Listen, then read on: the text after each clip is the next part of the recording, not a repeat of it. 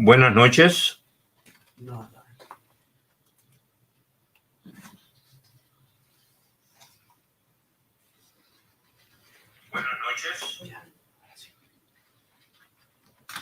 Muy buenas noches.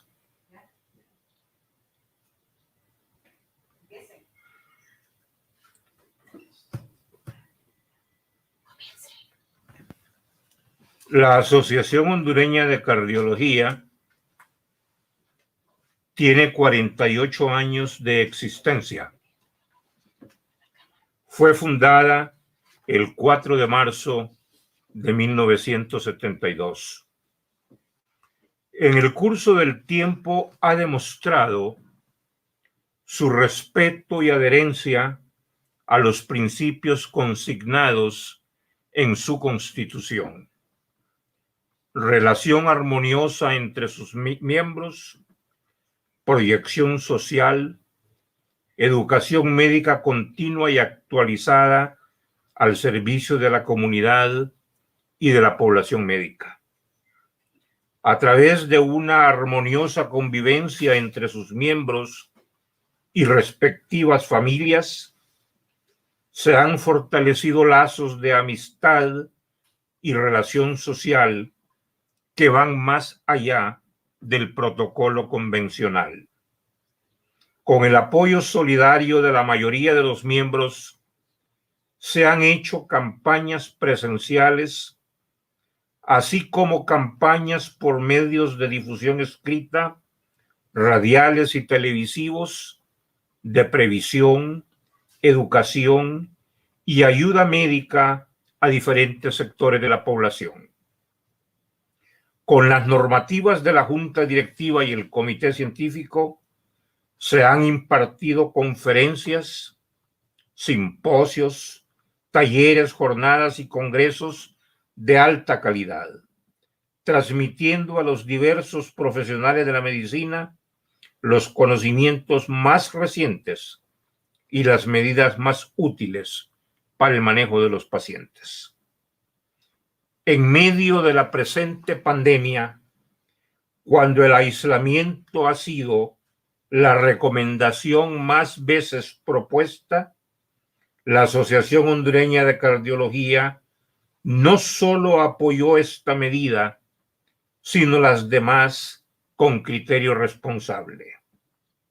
Pero no se inactivó ni se aisló, sino que continuó su trabajo con actividades virtuales, y en el mes de septiembre, en ocasión del Día Mundial del Corazón, por todos los medios posibles a nivel nacional, montó una mega actividad de instrucción sobre el COVID-19 y las enfermedades cardiovasculares, incluyendo aspectos útiles y prácticos sobre prevención y manejo, sobre todo relacionadas con las complicaciones y mortalidad de esta terrible enfermedad.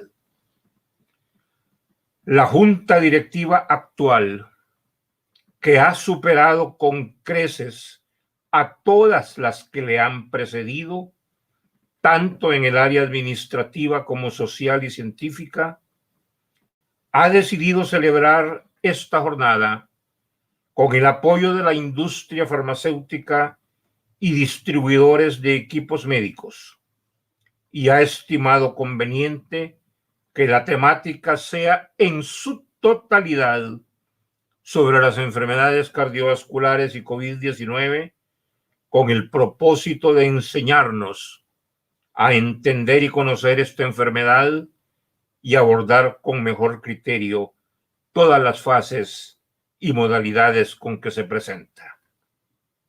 La Junta Directiva y el Comité Científico se complacen en presentar al doctor Haroldo López García, presidente de la Asociación Hondureña de Cardiología, para la inauguración de este evento, el primero de esta naturaleza, y que desde hoy, lunes 9, hasta el viernes 13 de noviembre, podrán ustedes atender de 7 a 9 de la noche, con la esperanza que será de mucho provecho y llene las expectativas de los más exigentes.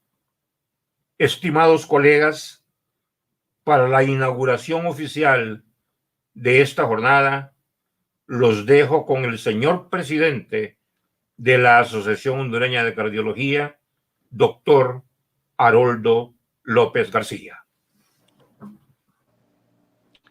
Muchas gracias, doctor Varela. Sean todos bienvenidos a esta jornada de actualización en cardiología, el año 2020. Como bien lo dijo el doctor Varela en el preámbulo, ha sido una tradición y parte de los objetivos de nuestra asociación es el orden académico, la parte social y otros. La pandemia nos llevó a muchos retos. De hecho, en algún momento nos vimos un poco aturdidos, pero la Asociación Hondureña de Cardiología decidió retomar sus pasos para los cuales ha estado destinada. Es así que, como bien lo ha dicho el doctor Varela, se han celebrado innumerables sesiones y actividades del orden académico, haciendo uso de los medios que en este momento convienen por el momento que estamos pasando.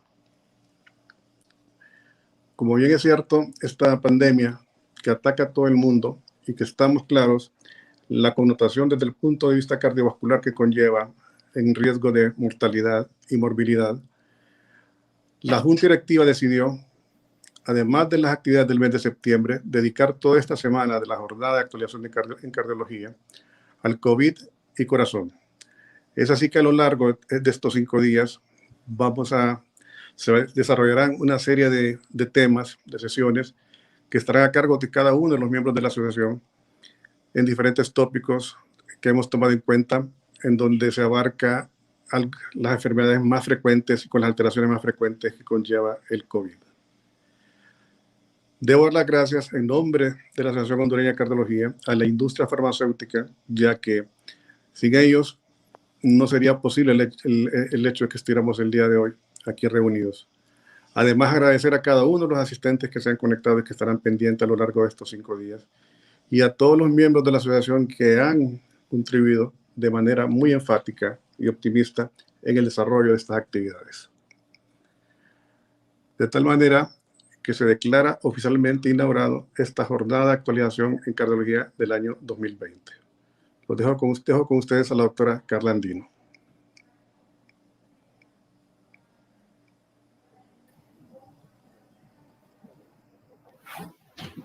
Muy buenas noches, tengan todos los asistentes. Quiero agradecer de nuevo, en nombre de la Asociación Hondureña de Cardiología, a cada uno de los asistentes de esta noche. Damos una cordial bienvenida a cada uno de los colegas que estamos en este momento para disfrutar de lo que será la jornada virtual de actualización en cardiología del año 2020. Asimismo, quiero agradecer de manera muy especial a cada una de las casas farmacéuticas que con su patrocinio están haciendo posible que este evento se realice durante toda esta semana. La Junta Directiva de la Asociación Hondureña de Cardiología se dio a la tarea de definir e identificar cada uno de los temas que se desarrollarían durante esta semana, decidiendo que toda la temática versaría y se relacionaría con la enfermedad del año 2020, que es la COVID-19. Esta, por supuesto, asociada a todas las enfermedades cardiovasculares que tenemos tanto en niños como en adultos, dando a conocer como una proyección científica y educativa de las actividades que se realizan de la asociación hacia toda la comunidad médica hondureña. Quiero darles a conocer en este momento algunos detalles de la jornada. Se inicia el día de hoy, lunes 9 de noviembre, y finalizará el viernes 13 de noviembre. Cada día tendremos la asistencia a dos conferencias diarias que serán realizadas en un horario entre 7 y 9 de la noche. Tendremos, como les dije anteriormente, 2 conferencias y estas durarán aproximadamente 30 minutos. Serán impartidas por distinguidos cardiólogos que son miembros activos de la Asociación Hondureña de Cardiología y son unos excelentes expositores que están actualmente cada día actualizándose en el conocimiento nuevo sobre esta enfermedad. Después de cada una de las conferencias tendremos 30 minutos, que será un tiempo para que cada uno de los que estamos asistiendo a cada día podamos expresar nuestras preguntas, nuestras dudas y por supuesto los comentarios que hagan enriquecido cada tema que se desarrolle. Rogamos a cada uno de ustedes que nos hagan estas preguntas y comentarios de forma escrita y lo envíen al chat que está del evento. Bueno, sin más preámbulos, quiero decirles que esta noche se realizarán los primeros 2 temas de enfermedades cardiovasculares asociadas a la COVID-19. El primero de ellos es el síndrome multisistémico inflamatorio pediátrico asociado al COVID-19. El segundo tema será acerca de biomarcadores cardíacos y COVID-19. En este momento, con muchísimo gusto, vamos a presentar a la doctora Sonia Solórzano, quien nos compartirá la conferencia del síndrome multisistémico inflamatorio pediátrico asociado a COVID-19. La doctora Sonia Solórzano realizó sus estudios de médico y cirujano y también de la especialidad de pediatría en la Universidad Nacional Autónoma de Honduras. Egresó como cardióloga pediatra del Hospital Infantil de México Federico Gómez. Trabaja en el Hospital María de Especialidades Pediátricas y actualmente es la vicepresidenta de la Asociación Hondureña de Cardiología. Es un honor para mí presentarles a ustedes la doctora Sonia Solórzano. Doctora. Muy buenas noches, es un placer, como ya mencionamos todos, es un gusto estar con ustedes y poderles ayudar o poderles orientar o poder aportar un granito de arena para que podamos ampliar los conocimientos sobre COVID-19 y enfermedad cardiovascular. Por mi parte, vamos a comenzar con la parte pediátrica el día de hoy en este tema y posteriormente la mayoría de los temas van a ser sobre la COVID-19 en adultos, pero obviamente vamos a poder tener una serie de temas que esperamos sean muy interesantes para ustedes. Les voy en este momento a compartir para poder iniciar la presentación.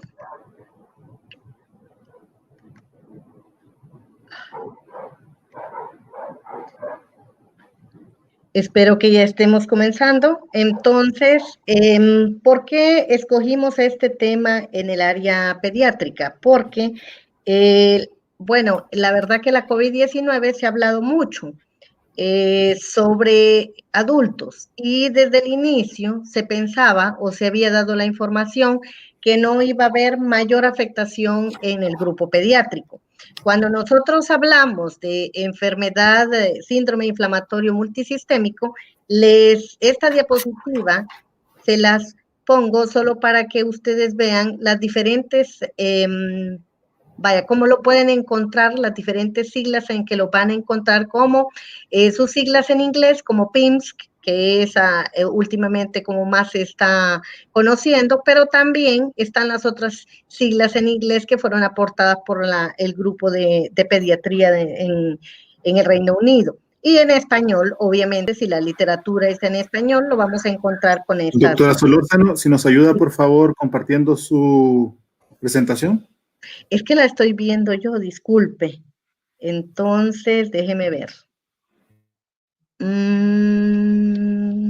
Disculpe, que creí que estábamos ya. Me voy a volver a iniciar.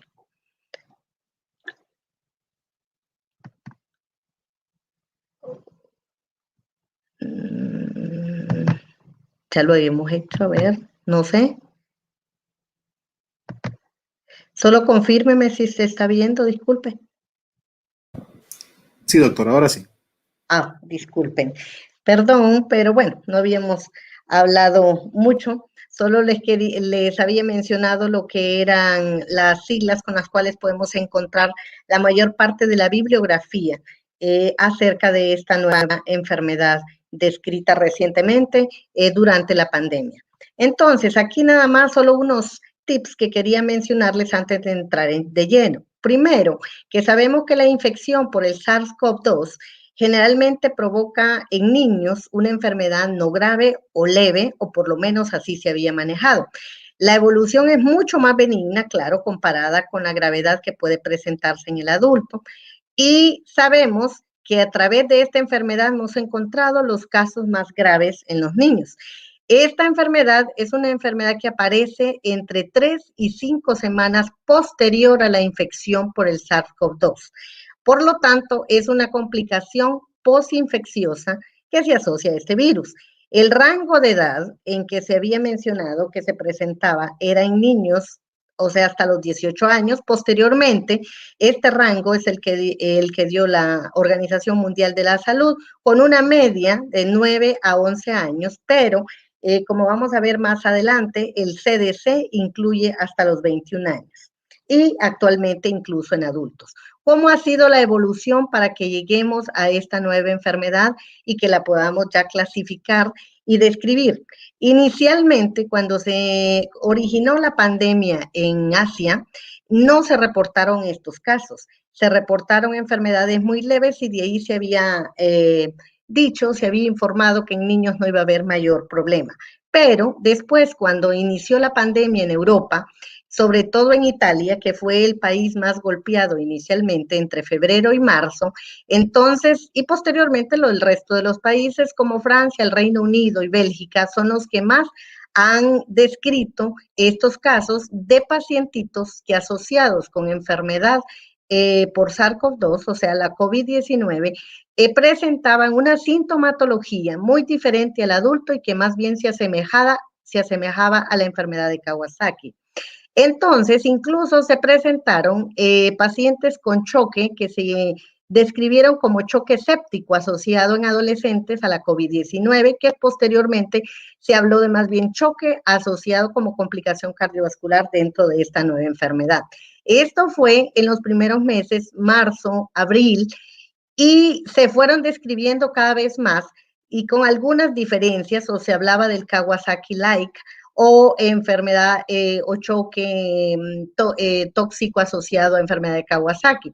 Hasta que en mayo, exactamente el 15 de mayo, ya la Organización Mundial de la Salud dio la información, el informe científico sobre una nueva enfermedad, describiendo todas las características y cómo la íbamos nosotros a poder incluso describir, diagnosticar y posteriormente manejar.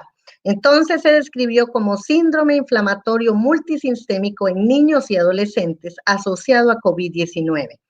A partir de entonces han habido una serie de casos o de estudios en diferentes países. Ya en este momento tenían muchos casos en Estados Unidos, sobre todo donde fue el epicentro, en Nueva York, y también describían muchos casos en niños e incluso algunos fallecimientos. Actualmente también se están describiendo casos asociados de síndrome inflamatorio multisistémico en adultos que han llegado a cuidados intensivos.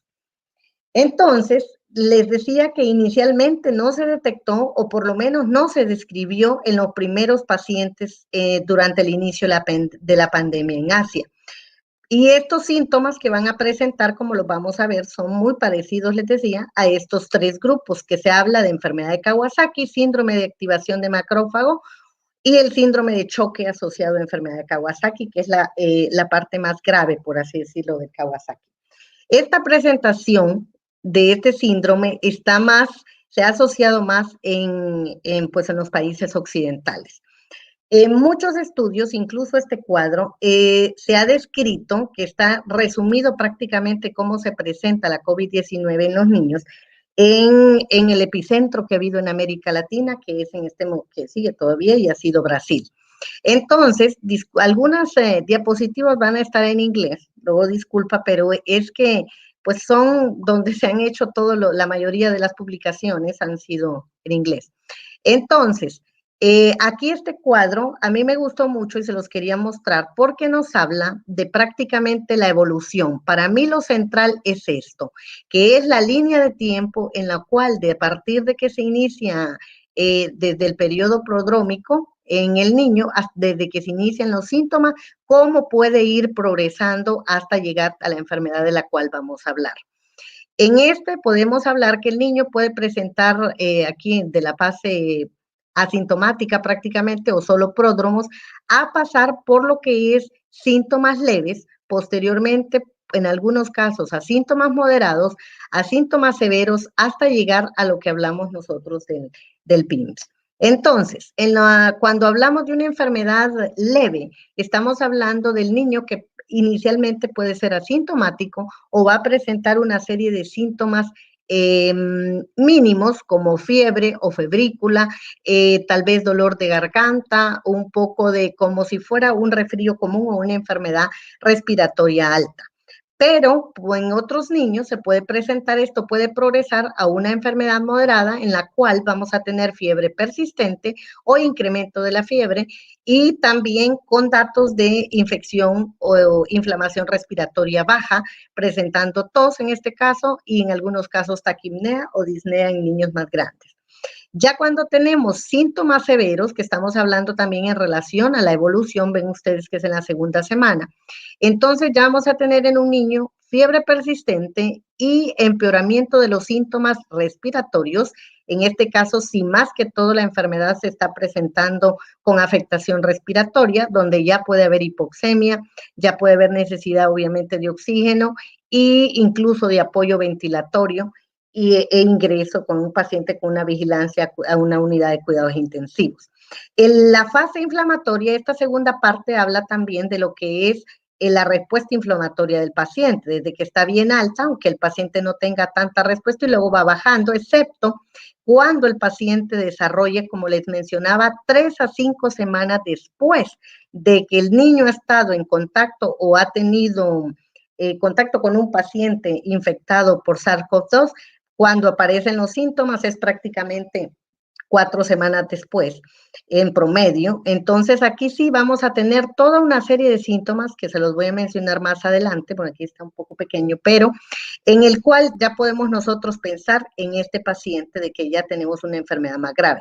Esta parte que es muy importante y está dentro de los criterios diagnósticos también, es la parte de la confirmación de la enfermedad. Nosotros no solo es encontrar los síntomas aislados, sino confirmar de alguna forma que está asociada a infección por SARS-CoV-2. Entonces, en la fase inicial sabemos que solo es con se puede hacer con en tiempo real una reacción en cadena de polimerasa, o después de la primera semana, los niveles séricos de IgM y posteriormente de IgG. Entonces, en algunos pacientes incluso puede que no encontremos ya ninguno si el inicio de los síntomas es bien tardío, incluso puede ser que ni siquiera tenga IgG, como nos ha pasado con algunos pacientes. También los hallazgos de laboratorio también van a ir progresivamente apareciendo de acuerdo a cómo van los síntomas y el proceso inflamatorio del paciente, al igual que los datos en los exámenes de gabinete complementarios, como son, como sabemos, la base, radiografía de tórax, angiotac, el ultrasonido y al final, cuando ya sospechamos una enfermedad multisistémica, el estudio cardiovascular a través de electrocardiograma, ecocardiograma, e incluso a veces tenemos que buscar afectación neurológica. Entonces, este es un cuadro también que he descrito y que aparece publicado en el Circulation. En estos, lo que se trata de ver es la forma más, por así decirles, más fácil en lo cual podemos buscar los síntomas. Si tenemos ahorita durante la pandemia un paciente que generalmente lo primero que presenta es fiebre, y que ya tenemos en algunos casos ha ido progresándose y ahora hablamos de fiebre con 24 horas de fiebre persistente, ya podemos, y la aparición de algunos de estos síntomas, por lo menos 2, ya podemos hablar o sospechar el PIMS. Entre ellos están la afectación a nivel de la conjuntiva vulvar, que puede aparecer en más del 90% de los casos, la afectación mucosa a nivel de la boca, que se produce un enrojecimiento y resequedad a nivel de los labios en más de la mitad de los pacientes. Algunos también pueden presentar, síntomas neurológicos, adenopatías cervicales y también mesentéricas, signos respiratorios que solo puede aparecer en una tercera parte de los pacientes, al igual que los neurológicos. Y lo que llama más la atención y que generalmente es cuando ya el familiar o la madre o el padre se da cuenta, es cuando el paciente presenta un rash que puede aparecer a nivel de tronco, extremidades, incluyendo palmas y plantas. Cuando nosotros tenemos ya manifestaciones cardiovasculares, que el paciente llega con algún grado de manifestación hemodinámica, como choque o falla cardíaca, entonces nosotros ya podemos encontrar, vean ustedes, en este estudio descrito que la disfunción ventricular izquierda en los niños con esta enfermedad puede aparecer o aparece en el 100% de los pacientes. Choque en más de 2/3 partes, y ya lo que es característico del Kawasaki, que es la dilatación coronaria y la pericarditis, aparece con menor frecuencia. Muchos de estos pacientes, sobre todo en Francia, es donde se describieron más pacientes que necesitaron incluso apoyo ventricular mediante ECMO, que es circulación extracorpórea, para ayudar a mejorar la fase de los síntomas agudos.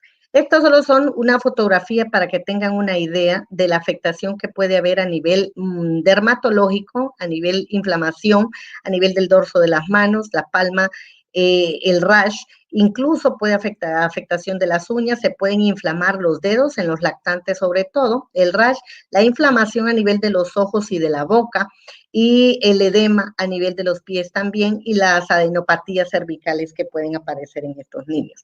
Esta prácticamente se presenta, y lo que nosotros hemos visto, por lo menos en pediatría, como enfermedad de Kawasaki, pero en estos casos que se estaban presentando con mayor frecuencia se vio que afectaba otro grupo de edad. El Kawasaki se presenta en niños menores de 5 años y en estos estábamos viendo que eran adolescentes. La mayoría, el promedio, como les dije, de edad era más o menos alrededor de los 11 años. Entonces aquí hay 3 grupos grandes. La OMS, el Colegio de Pediatría del Reino Unido con sus estudios, y el CDC en Estados Unidos. Prácticamente estos son los ítems para poder clasificar esta enfermedad. Entonces, la denominación o el nombre que se le dé, pues en inglés, la mayoría pues es similar, es lo mismo, síndrome inflamatorio multisistémico asociado temporalmente, como dice muy claro la OMS, a COVID-19. La edad, pues les decía, el CDC es el que ha ampliado más el grupo porque ellos manejan el grupo pediátrico hasta los 21 años, entonces lo incluyen hasta los 21.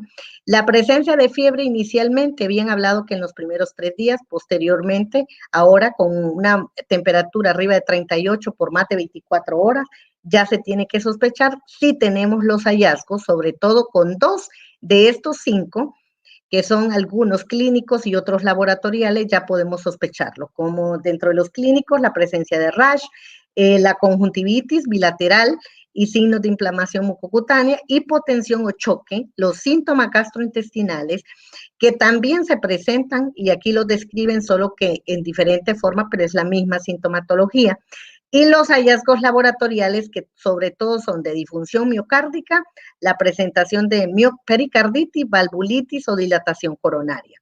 O también si encontramos elevación de troponinas o de ProBNP. Igual en estos, elevación de los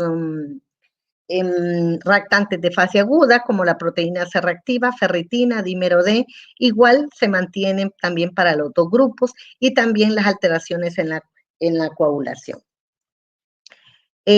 Marcadores igual, siguen aquí, son los hallazgos laboratoriales, marcadores inflamatorios, como les mencionaba, y que en todos mencionan que no haya datos obvios de un proceso inflamatorio o séptico bacteriano.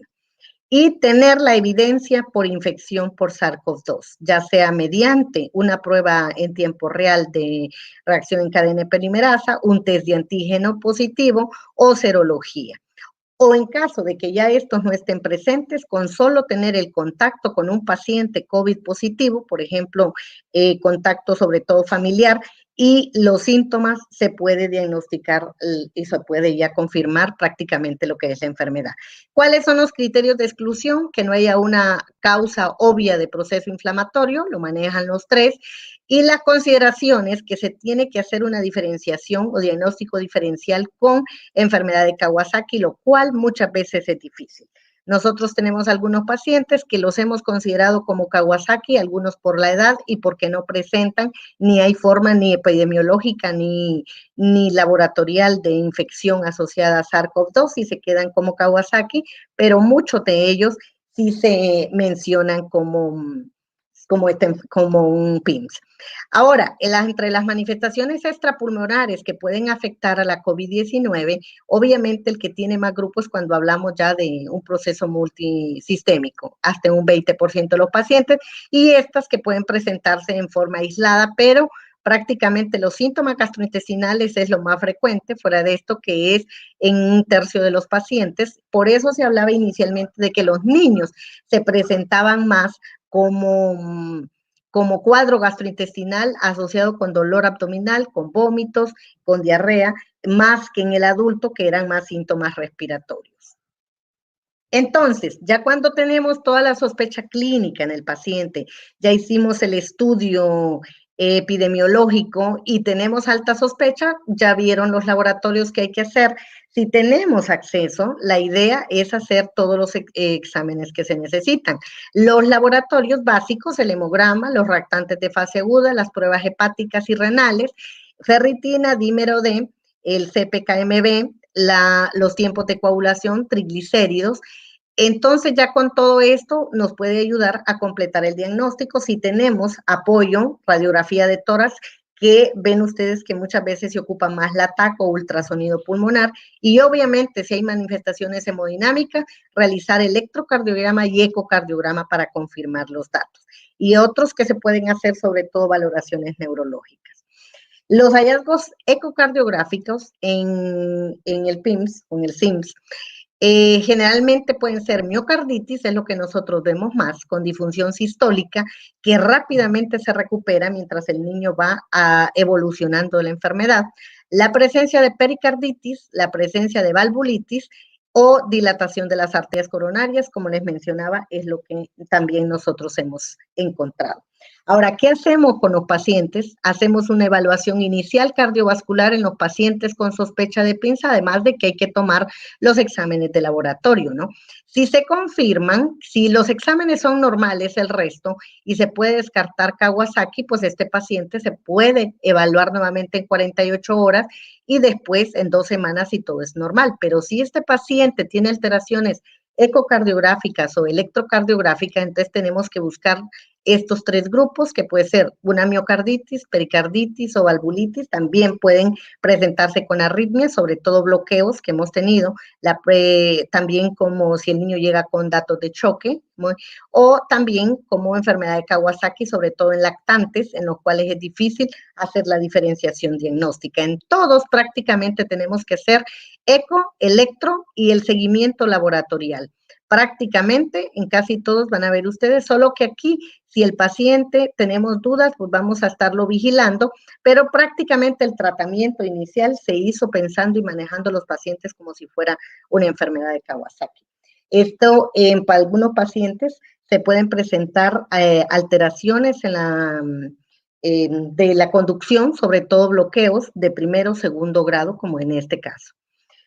El diagnóstico diferencial, como les mencionaba, principalmente es la enfermedad de Kawasaki. Entonces, aquí tenemos el grupo de PIMS, las características que presentan leucopenia con mayor frecuencia, la elevación de la interleucina 6, síntomas gastrointestinales, la elevación del ProBNP, y lo vieron más frecuente en niños occidentales y en África.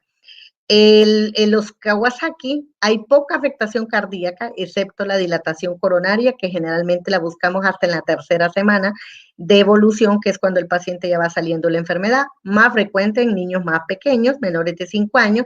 Los aneurismas coronarios es la afectación cardíaca más importante en este grupo, y este sí es más frecuente en niños asiáticos, pues que fue donde originalmente se encontró. La presencia, lo que comparten, la presencia de fiebre, la conjuntivitis, la hiperemia faríngea y el rash, que esta se presenta en ambas, pero tenemos que buscar los datos que nos orientan a una u otra, aunque el manejo sea muy similar. En cuanto al tratamiento, si ya tenemos la clínica, ya tenemos la sospecha y ya tenemos los laboratorios y tenemos el diagnóstico y tenemos cómo manejar, tenemos 3 importantes para el manejo. Uno es el tratamiento antiinflamatorio, el tratamiento del choque y la tromboprofilaxis, que vamos a ver un tanto diferente tal vez en el adulto, como vamos a ir viendo en los siguientes temas. El tratamiento antiinflamatorio ha sido extrapolado del tratamiento de Kawasaki, del síndrome de choque tóxico y de la tormenta de citocinas en el COVID-19. Entonces, inicialmente, nosotros iniciamos si tenemos ya el diagnóstico y con toda la clínica, igual que en el Kawasaki, ácido acetilsalicílico a una dosis alta, antiinflamatorio, 50 miligramos por kilo día, hasta que este paciente presente, hasta que la fiebre ceda, y el uso de gamma globulina y B, que se han hecho algunos, inicialmente se manejó como a 2 por kilo, 2 gramos por kilo como en Kawasaki, pero se han ido bajando las dosis hasta 1 gramo para ver dosis respuesta. El uso de esteroides en algunos casos, sobre todo en los pacientes que llegan en choque, que puede incluso usar pulsos de metilprednisolona, eso lo decidimos con los colegas de inmunología, dependiendo de la clínica del paciente. Ya cuando usamos inhibidores de interleucina 6, como el tocilizumab, estamos hablando del paciente que ya está mucho más grave, es un paciente en UCI que generalmente, desde que llegue en choque, está en cuidados intensivos, pero ya este paciente está mucho más grave, o el uso, obviamente, de los mucho más graves de inhibidores de interleuquina 1, como el anakinra y el infliximab. En nuestro medio hemos llegado nada más hasta acá. El tratamiento del choque, cuidados intensivos, nuestro manejo es en ese caso con los intensivistas pediatras. Muchos pacientes llegan a necesitar uso de aminas para mejorar o sacarlos de la fase de choque. Les decía, en algunos casos, el uso de ECMO en Norteamérica, en Estados Unidos y en México se ha usado y han tenido buena respuesta. Nosotros, pues, en el país no tenemos ese apoyo. El uso posteriormente de la tromboprofilaxis, como estos pacientes tienen riesgo de dilatación coronaria, incluso posterior a la enfermedad, entonces nosotros tenemos que dejar manejo con aspirina, como en el Kawasaki, 5 generalmente, la dosis es de 3 a 5, usamos generalmente 5 miligramos por kilo día en las primeras 6 semanas después del inicio de los síntomas. Son 6 semanas y vamos obviamente con un control laboratorial, sobre todo porque después de la tercera semana de evolución del paciente, la diferenciación. Si fue un Kawasaki, vamos a tener trombocitosis y vamos a seguir entonces el tratamiento con aspirina por lo menos 6 semanas hasta que confirmamos que las coronarias no han tenido dilatación en los seguimientos de los ecocardiogramas.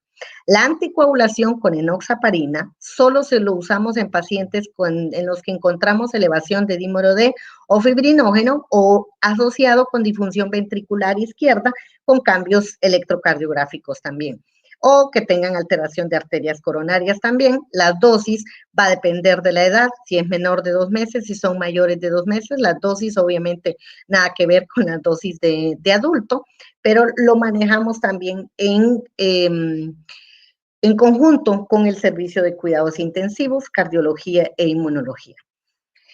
¿Cuál es el pronóstico de estos niños? Va a depender de la gravedad y del manejo que se le dé en forma temprana o adelantándonos a que el paciente nos llegue demasiado grave. Nosotros hemos tenido en Hospital María la experiencia de estos niños que nos han llegado muy graves en un choque, graves a cuidados intensivos, pero tienen, como son niños generalmente sin otras comorbilidades, que tienen una muy buena evolución. Hasta el momento las complicaciones cardiológicas no han sido severas y han respondido en forma satisfactoria al manejo sin mortalidad. Desconocemos obviamente la evolución a corto y mediano plazo porque en algunos pacientes la miocarditis puede quedar con una miocardiopatía dilatada que dure mucho más tiempo, incluso que queden así en forma permanente, pero hasta el momento todos los niños han tenido una resolución prácticamente en un 90-100%, aún que han presentado datos de choque muy graves. En conclusión, si nosotros lo que quiero dejarles como mensaje, si hay sospecha de síndrome inflamatorio multisistémico y no se tienen las condiciones en nuestro medio, acuérdense que nuestros hospitales regionales no todos están preparados para el manejo de pacientes en estas condiciones, entonces se debe de referir para manejo especializado. El centro de manejo es el Hospital María. Si es un paciente con síndrome inflamatorio multisistémico, prácticamente se acepta, aunque y hay una unidad de cuidados intensivos para manejar este tipo de pacientes dentro del área de COVID. No esperar a que el paciente se complique, porque entonces el traslado también se complica, porque los traslados deben de hacerse en condiciones adecuadas y lo que ha pasado en algunos casos es que el paciente, si no se traslada en forma adecuada, nos va a llegar en condiciones todavía peores, lo cual va a complicar sobre todo la resolución y va a complicar el pronóstico en estos pacientes. Hasta aquí es lo que yo tenía programado para hablarles acerca del síndrome inflamatorio multisistémico y me gustaría escuchar las preguntas que puedan tener, dudas, comentarios de la información que les hemos dado. Muchísimas gracias, doctora Sonia Solórzano, por su excelente conferencia. Les recuerdo a todos los asistentes que pueden hacer sus preguntas, comentarios al chat que está durante la jornada. Le estamos esperando.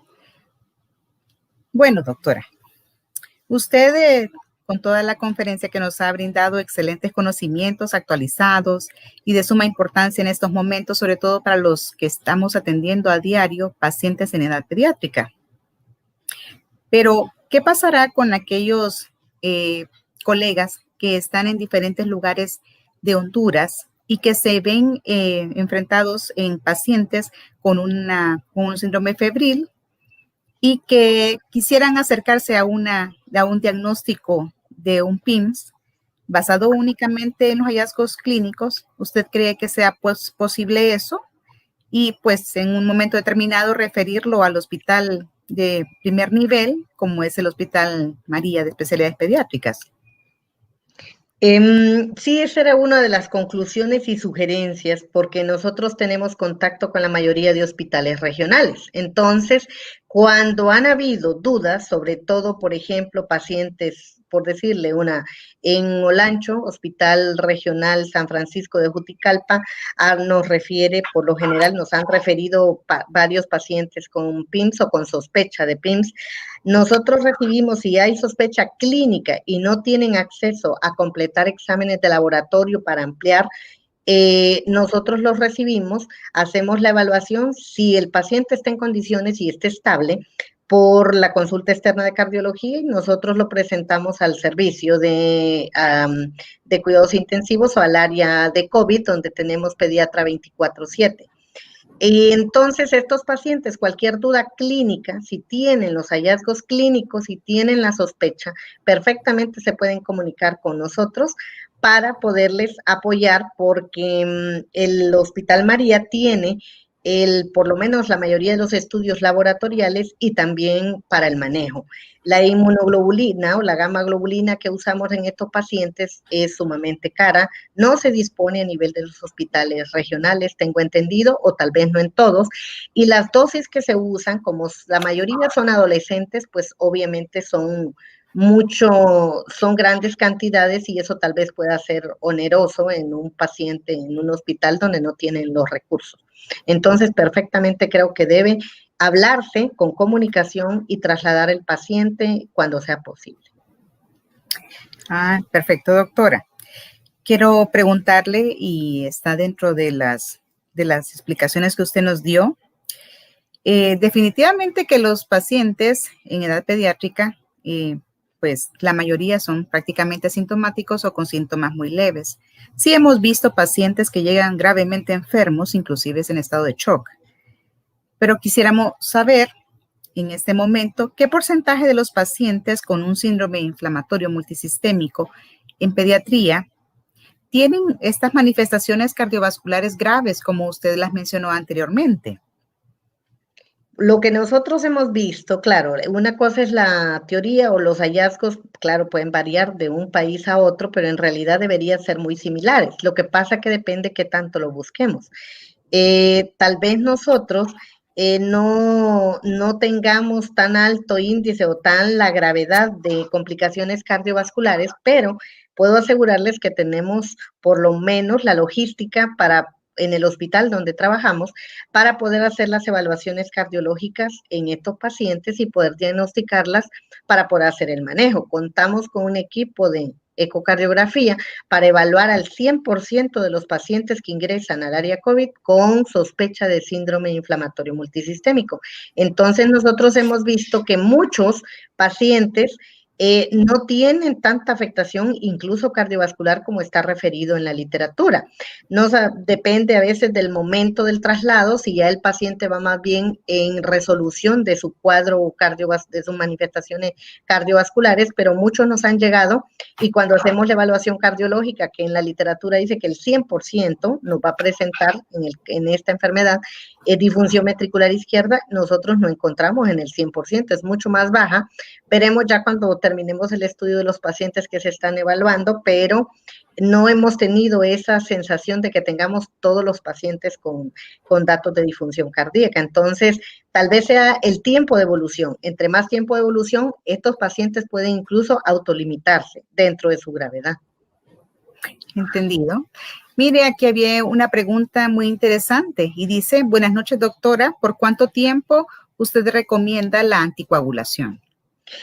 Nosotros lo usamos, por ejemplo, en el paciente en cuidados intensivos, porque todo el paciente que llega a necesitar anticoagulación, les decía que los criterios es el paciente que tiene elevación importante del dímero D con datos de disfunción ventricular izquierda o dilatación de arterias coronarias. En esos pacientes de altísimo riesgo para nosotros, claro, no es como el adulto, le voy a decir que lo usan mucho más, pero en esos casos nosotros los individualizamos, lo usamos mientras el paciente está en cuidados intensivos y se está resolviendo su cuadro cardiovascular. Como les decía, la evolución es bastante benigna en los niños, Y muchas veces en cuidados intensivos estos niños en menos de una semana, a veces entre 3 y 5 días, estos niños van en resolución progresiva y cuando se ha resuelto la disfunción, por lo menos ecocardiográficamente, nosotros quitamos la anticoagulación y continuamos el manejo con manejo antiplaquetario con ácido acetilsalicílico, no tanto como en el adulto. Ok. Bueno, una pregunta más. Dice, buenas noches, doctora Solórzano, excelente conferencia. En su experiencia, ¿cuál ha sido el grupo de edad pediátrica más afectado en nuestro país? Otra ahí mismo dice, ¿cuáles eran sus complicaciones y si el manejo se ha sido estandarizado en los diferentes hospitales? O sea que son 3 preguntas. ¿Cuál sería el grupo de edad pediátrico más afectado en Honduras? ¿Cuáles han visto que son sus complicaciones? Y si el manejo ya ha sido estandarizado en los diferentes hospitales. El grupo más frecuente ha sido el que está registrado en la literatura, han sido los adolescentes. Hemos tenido muchachitos, la mayoría, el grupo ha estado entre 5 y los 15 años. No hemos tenido ya, bueno, se manejan niños hasta 18 años, ¿no? Nosotros en el hospital, pero incluso en el área de adultos no se han reportado, pero nosotros hemos tenido el mayor grupo, ha sido más o menos el promedio ha sido alrededor de los 10 años.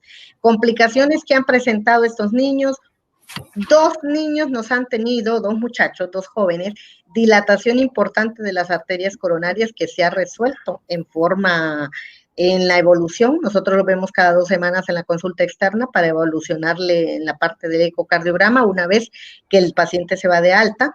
Y estos pacientes han necesitado todo el manejo completo y sí, en el Hospital María está estandarizado el manejo para PIMS. En los hospitales regionales, a través de la Secretaría de Salud, sí hay también un protocolo de manejo para COVID en pediatría, pero cuando ya hablamos de PIMS, no está así como que muy, como porque no en todos los hospitales lo están manejando, porque no tienen todos los medicamentos para el manejo, pero por eso insistía. Si tienen alta sospecha, no tienen el manejo ni tienen el acceso a los estudios, entonces este paciente se tiene que trasladar para que el manejo sea dado en forma estandarizada y este paciente tenga una evolución adecuada. Muy bien. Fíjese, doctora, que aquí tenemos otra pregunta relacionada con la edad. Sabemos que los pacientes que se han asociado al PIMS son niños desde el nacimiento hasta inclusive 21 años. Pero, ¿qué pasa con los pacientes adultos? O sea, ¿pueden presentar un síndrome parecido al PIMS? En los artículos que se están presentando últimamente, bueno, yo había revisado ya este síndrome en mayo, principios de junio, es increíble la cantidad de literatura que actualmente se está reportando.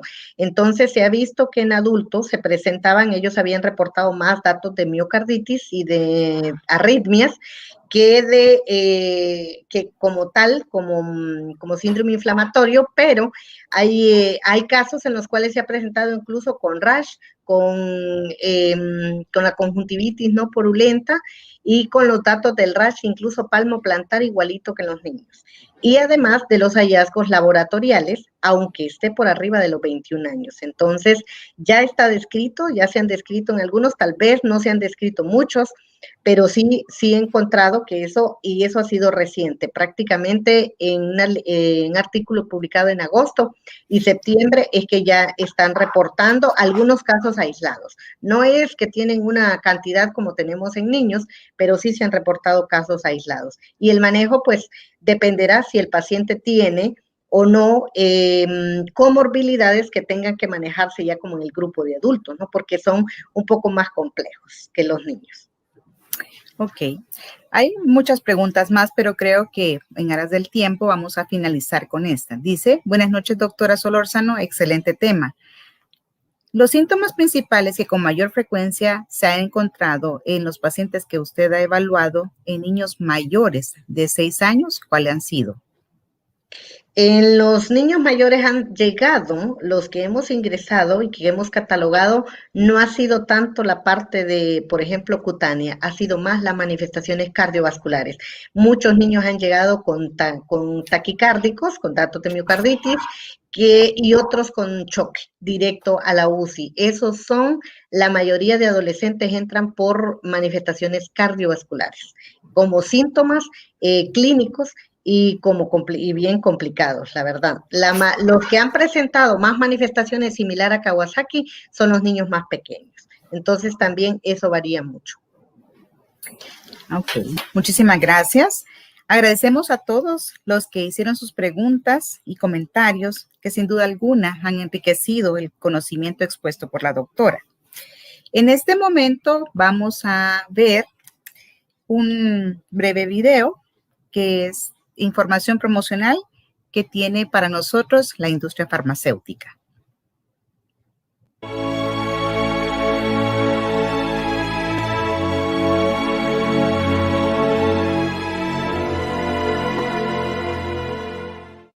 Agradecemos a todos nuestros patrocinadores que nos han permitido llevar a cabo esta jornada de actualización en cardiología 2020. A continuación, nuestros patrocinadores. Este evento es patrocinado por Laboratorio Menarini en categoría platino con sus productos Lixiana y Benicar.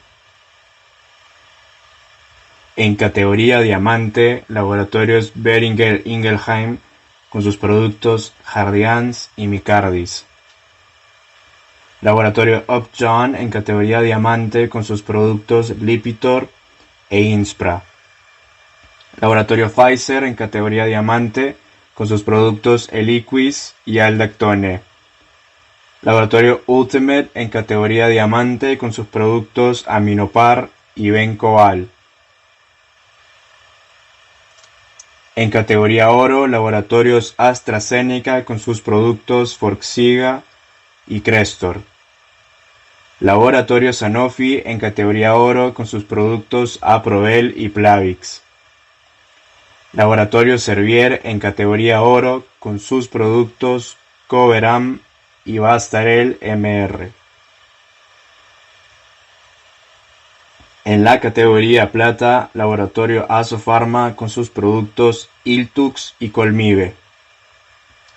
Laboratorio Siegfried en categoría plata con sus productos Exforge y Diovan. En la categoría bronce, Laboratorio Eurofarma con sus productos Coacepres y Forzapress. Laboratorio Lancasco en categoría bronce con sus productos Colbasten y Tensinor. Laboratorio Lübeck en categoría bronce con sus productos Olcarbec A y Neviam. Laboratorio Exceltis en categoría bronce con sus productos Telidal Duo y Noglucet Met. Laboratorio Novartis en categoría bronce con su producto Vimada. Laboratorio Abbott en categoría bronce con sus productos Cresadex Plus y Cresadex S. En categoría de patrocinador, Laboratorio Pharmedic con sus productos Cazar y Scar. Meiko en categoría patrocinador con sus productos Medtronic. Laboratorio Pharmaética en categoría patrocinador con sus productos Candesar D y Presar Plus. Laboratorio Luminova en categoría patrocinador con sus productos Colbert H e Ibeprax H. Laboratorio Andifar en categoría patrocinador con sus productos Sarbartán y Glicema. Laboratorio Merck Serono en categoría patrocinador con sus productos Concord y Siac. Laboratorio Farsiman en categoría patrocinador con sus productos Vastinox MR y Cardioval AMLO. Laboratorio Megalabs en categoría patrocinador con sus productos Mantixa y Eukene.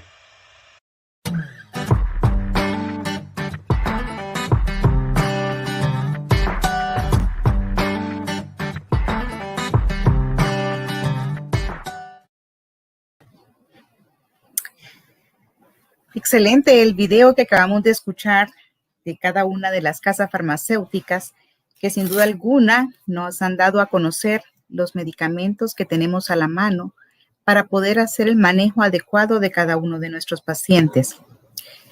Pues sin más ni más, en este momento es el tiempo para escuchar la segunda conferencia de esta noche que se titula Biomarcadores cardíacos y COVID-19. Esta conferencia estará expuesta por el doctor Jorge Barrientos, cardiólogo, miembro activo de la Asociación Hondureña de Cardiología, quien es médico y cirujano graduado de la Universidad Nacional Autónoma de Honduras. Realizó sus estudios de especialización en cardiología clínica e intervencionista en el Instituto Nacional de Cardiología Ignacio Chávez en la Ciudad de México. Actualmente trabaja en el Instituto Hondureño de Seguridad Social en el Hospital de Especialidades. Es un placer para mí presentarles a ustedes al doctor Jorge Barrientos. Adelante, doctor, lo escuchamos.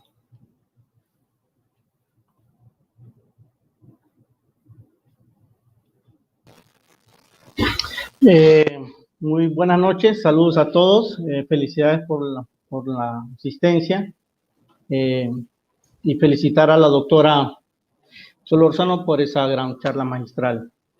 Me toca el honor de hablar hoy de, como ustedes pueden ver, el tema de biomarcadores cardíacos y COVID. Así que vamos a iniciar la presentación. Creo que van a ayudar ahí con ese técnico. A manera generalizada, pues todos sabemos... Doctor, ¿se nos ayuda, por favor, compartiendo la pantalla? Ok.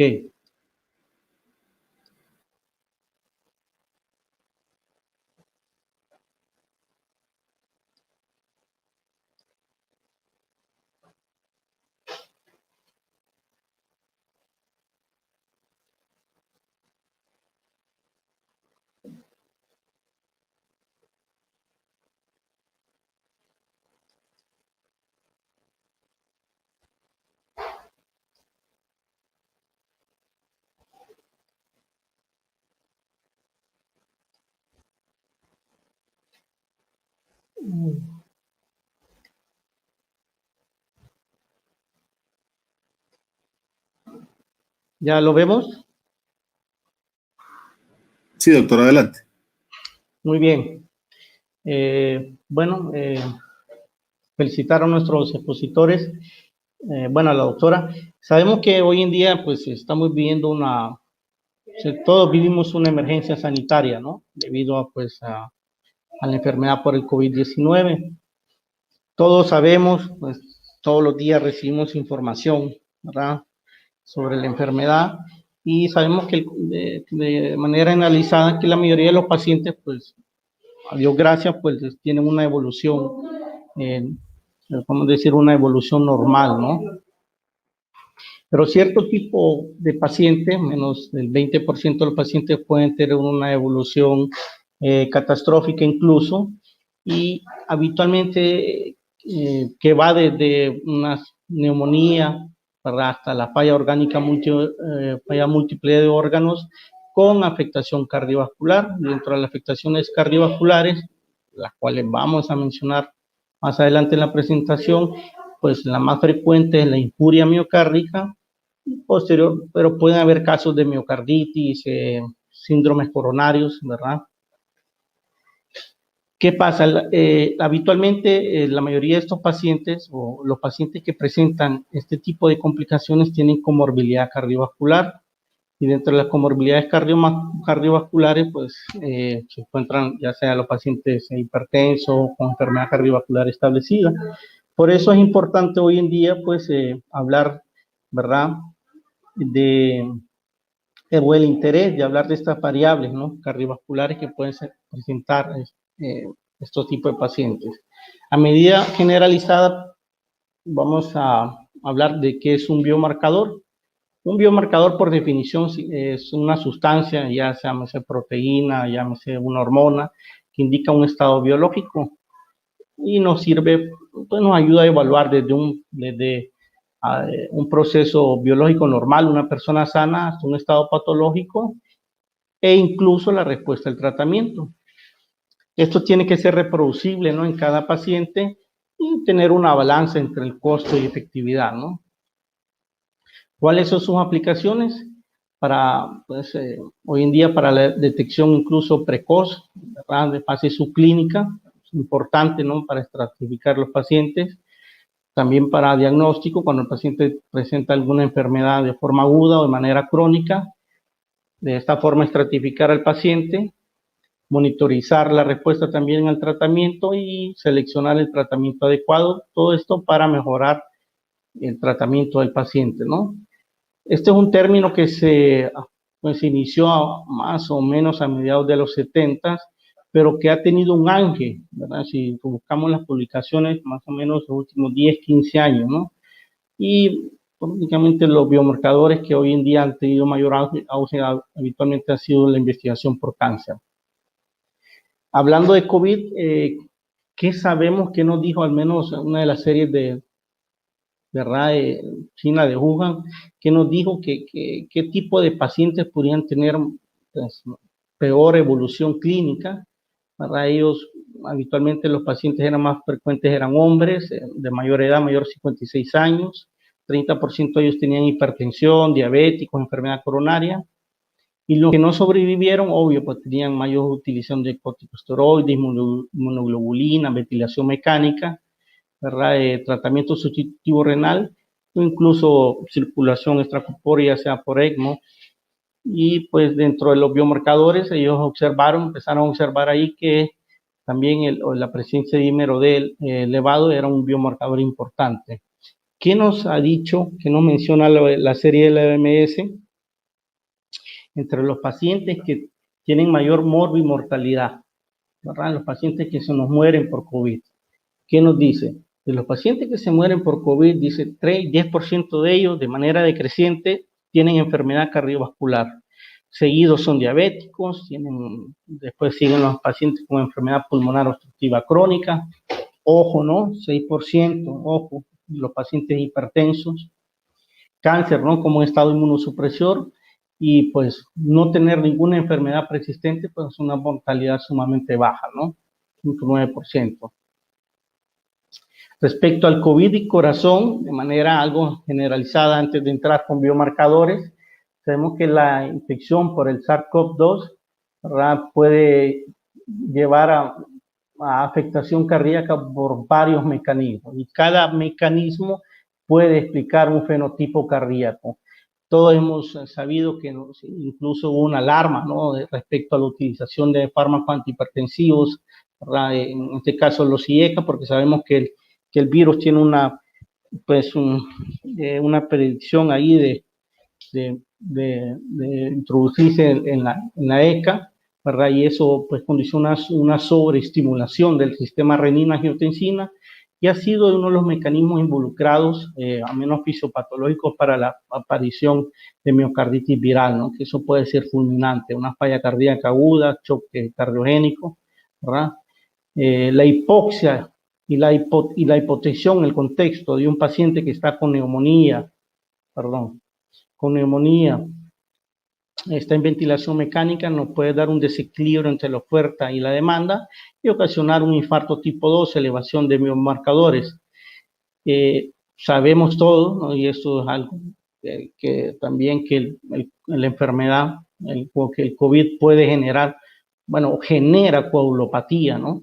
Y esto puede condicionar en las arterias coronarias formación de trombos in situ, ¿verdad?, en placas normales, o desestabilización de una placa, ¿no?, ya previamente establecida en la coronaria, y provocar síndromes coronarios agudos.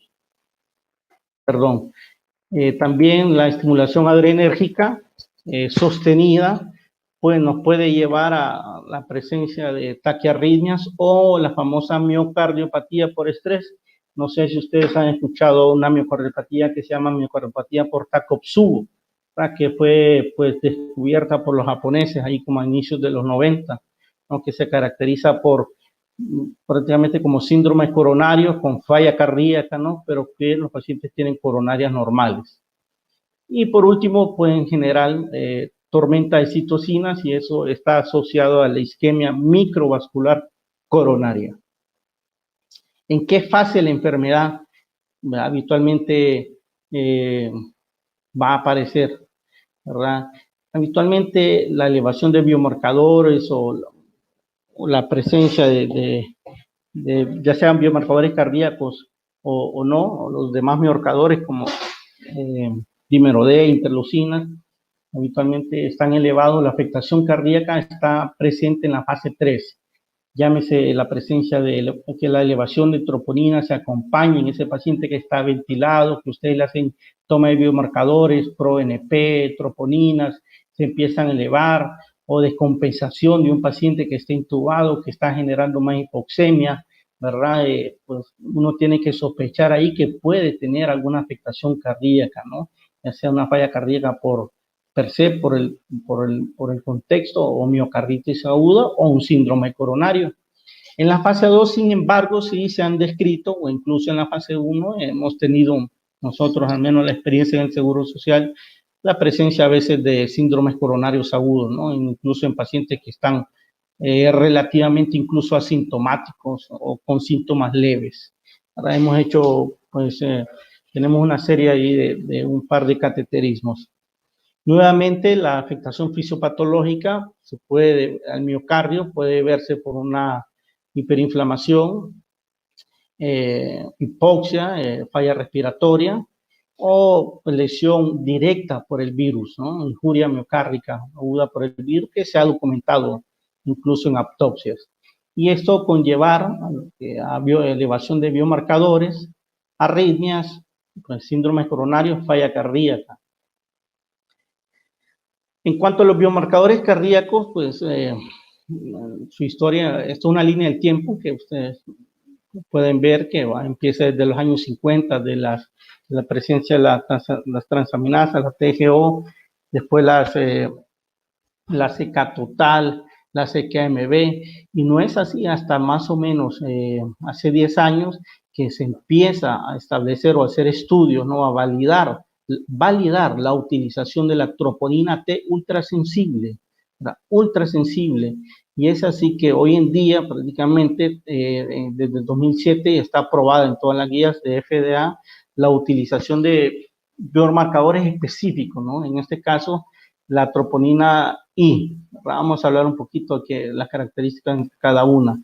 Entonces y por esto, si ustedes revisamos bien las guías, despejó en este momento la guía la utilización de otros biomarcadores para diagnóstico del síndrome coronario, porque son, en este caso, CKMB o la hemoglobina, porque no son realmente específicos o no de tejido miocárdico. ¿Qué sabemos de la troponina? La troponina, claro, es un biomarcador. En este caso, pues es una proteína, ¿no? Que forma parte de la unidad estructural contráctil del miocardio, que se ubica habitualmente en la miofibría cardíaca, la cual está compuesta por una actina, una tropiomusina y la troponina. Ahora, tenemos dos tipos de troponinas, ¿no? Tenemos la troponina T y tenemos la troponina I. ¿Qué pasa con la troponina T? A veces se eleva de manera más frecuente, ¿verdad? En los síndromes coronarios, pero no es específica, ¿verdad? Porque se le puede elevar, es la que se puede elevar incluso en pacientes con eventos cerebrovasculares. Entonces, prácticamente los estudios de hoy en día, o la que más se utiliza por ser prácticamente cardioespecífica, es la troponina I. Y sabemos que cada troponina tiene sus unidades, ¿no? T, I, C. Este es muy importante que ustedes váyanse con unos mensajes de estos a casa, ¿no? Se vayan con esta diapositiva importante, ¿verdad? Que toda medición de troponinas, un paciente que está con COVID-19, está con COVID-19, que está ingresado ya sea en cuidados intermedios, en UCI, que está con neumonía, que está con insuficiencia respiratoria, y que ustedes, para estratificar el paciente, o porque ustedes ven que el paciente sufre deterioro hemodinámico, mayor hipoxemia, entonces pues solicitan biomarcadores, ¿verdad? La troponina, ustedes siempre tienen que hacer una medición. El protocolo habitualmente dice que hay que hacer una medición a las 3 horas, ¿verdad? Y que en esas 3 horas hay que esperar un cambio o un aumento de mayor del 20%. Esto se le llama un cambio delta, ¿verdad? Entonces, si existe una elevación de más del 20%, esto es una elevación significativa, o sea, que el paciente realmente con COVID puede estar sufriendo realmente una injuria miocárdica aguda y que esa injuria miocárdica aguda yo la tengo que estratificar. Si es nada más una injuria miocárdica aguda o si este paciente no está sufriendo síndrome coronario o está sufriendo una miocarditis, ¿va? Claro, para eso uno se tiene que apoyar con otras armas diagnósticas. Esto no se relaciona con COVID, ¿verdad? Pero se las traigo para que vean que esto de la afectación o la injuria miocárdica o la elevación de troponina no es algo nuevo, no es algo que se ha descubierto con el COVID. Es algo que ya está plenamente estudiado, ¿no? Claramente estudiado.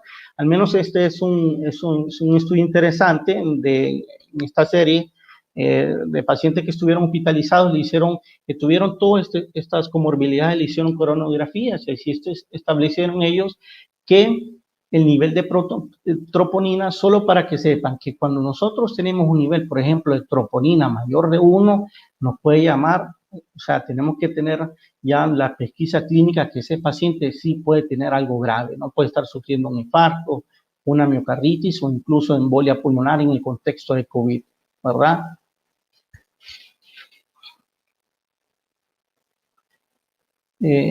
Entonces, la injuria miocárdica, que la injuria miocárdica se define como la elevación de troponinas, nada más, elevación de troponinas. La prevalencia es muy variable en múltiples estudios, va a variar de acuerdo a la población estudiada, las definiciones, pero habitualmente en las series de mayor caso, en lo que se ha reportado que la prevalencia habitualmente varía entre un 10, 36, 40%, ¿no? Entonces, ¿qué hacer? ¿Verdad?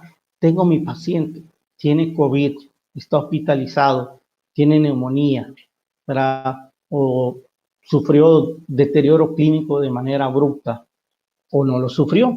Entonces, no lo sufrió, habitualmente esto se le llama elevación de troponina sin presencia de isquemia aguda. Nada más yo lo solicité, ¿verdad? De manera rutinaria, ¿ok? Entonces, nuevamente aquí ve, cambio delta, por eso, para que supieran bien, lo puse la diapositiva atrás, un cambio delta. El paciente tiene un cambio delta menor del 20%, bueno, me tranquilicé. Entonces, ¿por qué puede tener esto? Porque probablemente el paciente tiene injuria miocárdica crónica, o porque tiene falla cardíaca, cardiopatía hipertensiva, hipertenso, enfermedad renal crónica, ¿no? ¿Ok? Ahora, tiene un cambio delta significativo, pero el paciente no tiene datos de isquemia miocárdica aguda, o sea, no tuvo deterioro clínico importante, no tuvo dolor torácico, le hicieron un electro, no tiene cambios electrocardiográficos sugestivos de isquemia. Ah, bueno, pero elevó, siguió elevando, entonces ahí yo tengo que hacer diagnóstico diferencial. Puede ser algo cardíaco, puede ser una miocarditis, está sufriendo este paciente, puede ser injuria nada más por el COVID, puede ser una miocardiopatía por estrés, puede ser una falla cardíaca aguda, ¿verdad? Todos esos diagnósticos diferenciales tenemos que estar atentos, aprender a identificarlos, ¿verdad? Para optimizar el tratamiento del paciente, ¿verdad? No solo quedarse de lo que tiene es neumonía o infección por el COVID. De causas no cardíacas pueden existir también. Claro, pueden existir causas no cardíacas de que el paciente persiste cierta elevación, ¿no? Elevación de troponinas, habitualmente no mayor de 1 o de 100, pues, ¿verdad? Que el corte habitualmente es de 14, ¿verdad? Pero puede puede ser asociado a la misma enfermedad, a sepsis, ojo, puede estar asociado a embolismo pulmonar. Ahora, en el otro lado dice si el paciente tiene isquemia aguda, o sea, el paciente puede presentar De repente está hospitalizado con algo de oxígeno o solo se está observando y empieza con disnea súbita, dolor torácico. Entonces eso puede estar asociado a hacemos control de troponinas al momento que tiene, ¿verdad? O a las 3 horas de haber iniciado la sintomatología, hacemos un control otra vez a las 3 horas, que habitualmente se hace el control. Hay otros esquemas que lo pueden hacer a 1 hora, ¿no? Pero habitualmente es hacer un control a las 3 horas de inicio de los síntomas, al inicio de los síntomas, después hacer otro control a las 3 horas, y eso puede estar asociado a un infarto como tal, ¿no? Puede presentar cambio electrocardiográfico por ruptura de una placa, o puede ser por la misma falla respiratoria, ¿no? Un desequilibrio, infarto tipo 2, ¿no? Desequilibrio entre la oferta y la demanda. Habitualmente, ¿no? Esto no se presenta solo, ¿no? Habitualmente los pacientes que tienen injuria miocárdica, estos pacientes tienen también elevación de los demás biomarcadores que todos conocemos. Llámese interleucina, dímero D, ferritina, LDH. ¿Qué impacto tiene esto, no? O sea, ¿qué impacto tiene? ¿Solo la injuria miocárdica, solo la elevación de troponina tiene impacto en la mortalidad? Sí, claramente, ¿no? El paciente que tiene elevación de troponinas tiene impacto en la mortalidad. ¿Y toda elevación está asociada a mortalidad? ¿O qué tipo de elevación? Pues si a mayor elevación, ¿verdad? A mayor elevación, mayor mortalidad, ¿no? ¿Verdad? En este caso vieron elevaciones de hasta 300, que en la troponina de antes, la que no es ultrasensible, sería como 3. O sea, es bastante, ¿verdad? Compararon con otro biomarcador, en este caso la LDH, que también tuvo correlación, ¿verdad? Que no lineal en los enfermos que no lo tuvieron. Ahora, impacto según la enfermedad cardiovascular que tenga el paciente. Si yo tengo COVID, ¿verdad? No tengo troponina elevada, no tengo enfermedad cardiovascular, pues mi mortalidad pues, va a ser baja, ¿no? Y si estoy hospitalizado, ¿verdad? Si estoy hospitalizado. Pero si yo estoy hospitalizado y me detecto que tengo enfermedad cardiovascular y troponinas normales, mi mortalidad va a ser 13%. Ahora bien, no tengo enfermedad cardiovascular, ¿verdad? Tengo 40 años, tengo COVID, hice neumonía y de repente empecé a hacer injuria miocárdica, ¿no? Y elevé troponinas, ahí tengo mayor mortalidad. Y claro, la asociación de ambos vienen, ¿verdad? 69, casi el 70% de mortalidad, ¿no? Entonces, es muy importante, ¿no? Tener la documentación de la elevación de troponina, ¿verdad? Ya sea como injuria miocárdica o no, porque nos predice la mortalidad, ¿verdad? Y para terminar, pues los otros biomarcadores que más se utilizan en enfermedad, en este caso, son los péptidos natriuréticos. El péptido, pues, es otro biomarcador, en este caso es una hormona, ¿no? Y sabemos que es una hormona que, pues, prácticamente se encuentra habitualmente en el miocito auricular y ventricular. Existe también un péptido natriurético cerebral, pero no es el caso hablar en la charla, y que estos prácticamente se elevan en toda aquella condición que sufre estrés en miocardio, sea por un infarto, por una cardiopatía hipertensiva, ¿verdad? Por isquemia, por cardiotoxicidad, por sepsis, y pues el que más se utiliza, el que más se mide prácticamente es la porción no activa, que es el ProNP, el que mejor, molecularmente, el que mejor se mide. Entonces, ¿qué sabemos de esto en la evaluación de la enfermedad? ¿Qué sabemos del ProNP? Que al igual como lo habíamos mencionado, ¿no? Que la elevación de biomarcadores o afectación cardíaca habitualmente están asociados en la fase 3 de la enfermedad, ¿verdad? Pero que pueden tener ciertas elevaciones, pero no tan elevadas, ¿no? Pero ya cuando el paciente ya tiene falla disfunción orgánica múltiple, tienen una elevación persistente, ¿verdad? Y pues, claro, acompañado de lo demás, ¿no? De vasculitis, coagulopatía, la tormenta de citoquinas.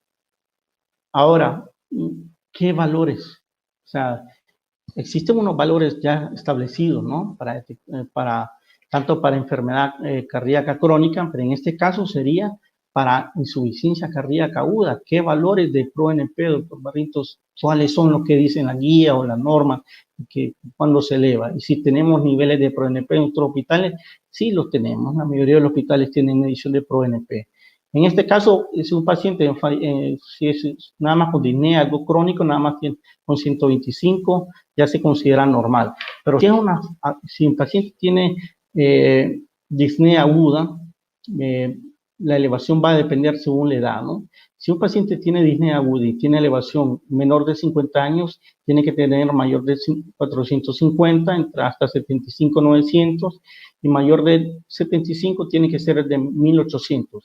Claro, si veo un paciente que empieza con dificultad respiratoria o COVID y de repente se descompensa, o sea, estamos obligados siempre a descartar, ¿no?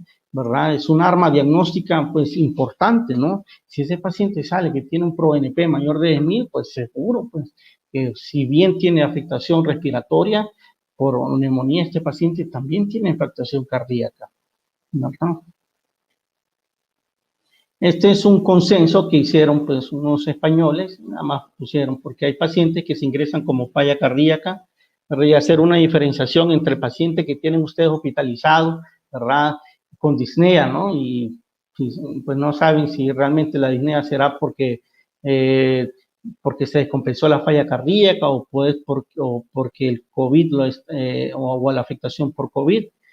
Pues habitualmente si afectación predominante de COVID tiene más linfopenia, ¿verdad? La falla cardíaca mayor elevación de los ProNP.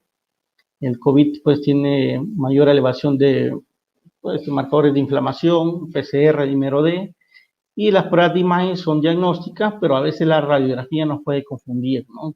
El COVID también puede dar infiltrados difusos, bilaterales, pero habitualmente son centrales cuando hay insuficiencia cardíaca. Habitualmente están los hilios aumentados. Si hay dudas, ¿verdad? Si hay dudas, igual a todos los pacientes con COVID es habitual, ¿no? En centros que se le haga tomografía, ¿no? Y para describir el patrón de afectación. Entonces, este es un esquema propuesto, ¿verdad? Por unos autores. ¿Qué hacer cuando hay elevación de pacientes? ¿Qué hacer con este paciente que tiene COVID? Primero, estratificar al paciente, ¿no? Cuando llega, ya sea de primera vez o al TREAC, pues todo, caracterizarlo, de acuerdo a cómo está el grado de afectación, ¿verdad? Ya sea hemodinámica, respiratoria, el panel laboratorial, y estratificamos un paciente con etapa 1, que habitualmente son pacientes que se manejan ambulatoria, o ya lo estratificamos como un paciente que está en la fase 2, o de acuerdo a los biomarcadores, o como esté el paciente, si está muy mal, con hipoxemia, dificultad respiratoria, como un estadio 3. Entonces ya lo estratificamos al paciente estadio 1, y tenemos alguna duda, hacemos biomarcadores y le damos alta, ¿verdad? A observarse. Si requiere un intermedio, está clínicamente estable o así, ¿verdad? O no, pero entonces, ¿qué nos puede determinar? ¿Verdad? ¿Qué nos puede determinar el paciente que tiene disnea, un poquito de hipoxemia, ¿verdad? O saturando limítrofe, ¿verdad? ¿Qué nos puede determinar de que este paciente podría estar más grave? Pues para eso sirven los biomarcadores, ¿verdad? Para eso sirve, ya sea cardíaco o no, para estratificar al paciente. Claro, aquel paciente de alto riesgo, pues obvio, ¿no? Está inestable. Entonces, de acuerdo a esto, hospitalizamos al paciente, lo estratificamos. Habitualmente hay que hacer mediciones. No es algo que se tiene que hacer habitualmente rutina, pero siempre hay que hacer, si es troponina, una curva delta, y habitualmente medirlo cada día o cada 48 horas. ¿Por qué? Es muy importante esto, ¿no? Muy importante. ¿Por qué? Porque si el paciente tiene una concentración lineal, ¿verdad? Pues este paciente va a tener buen pronóstico. Aunque miren ustedes que tiene neumonía y está con un poquito de hipoxemia, este paciente va a tener buen pronóstico. No así con aquel paciente que no, que tiene una elevación ascendente de biomarcadores cardíacos. Entonces es muy importante. Sí, hay muchas guías publicadas, en este caso las guías de la NICE. Ya para terminar, ellos consideran que hay que hacer diagnóstico de biomarcadores de acuerdo con síntomas o datos clínicos que sugieran injuria miocárdica, ¿verdad? Probablemente aquí el paciente con fase 2, ¿no? Todo tiene que ser acompañado habitualmente de un electro, niveles de biomarcadores y de troponinas de alta sensibilidad, ¿no? ¿Qué hacer con este paciente? Pues tiene que estar monitorizado, ¿no? Electrocardiográficamente, lo ideal, ¿verdad? Lo ideal es que estos pacientes pues, sean evaluados por un cardiólogo, ¿no? ¿Verdad? Para siempre interconsultar, para ver, para darle un seguimiento y valorar estudios de imagen. Para terminar, ¿qué mensaje para llevar a casa? Pues que no, en realidad incluso hay una postura de la OMS de que lo que es no realizar tanto esto de manera rutinaria, ¿no? ¿Verdad? Pero sí saber, ¿no? Hacerlo en aquel paciente que realmente ustedes sospechen, ¿verdad? Hacer la medición al primero a las 24 horas y después a las 48 horas para ver cómo se comporta. No es que lo voy a hacer un lunes y después lo voy a hacer otra vez el siguiente, el miércoles, hasta el jueves o hasta el viernes. No, hacen uno el lunes, hacen otro el día siguiente, le pueden hacer el tercero a las 48 horas. Y si el paciente tiene un comportamiento lineal, pues tranquilo, le puede ir una evolución favorable. En cambio, si tienen una evolución ascendente, pues podemos decir, ¿no? Que pues el desenlace pues no va a ser óptimo, ¿no?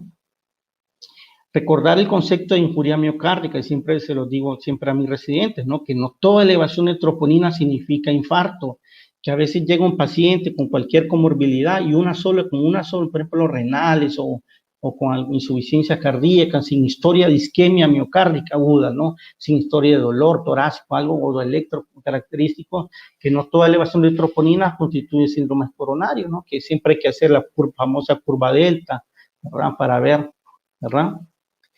Ver valores evolutivos de troponinas, ¿verdad? La elevación sostenida versus elevaciones mayores, ¿verdad? Tienen valor pronóstico, ayudan a descartar miocarditis o síndromes coronarios, ¿verdad?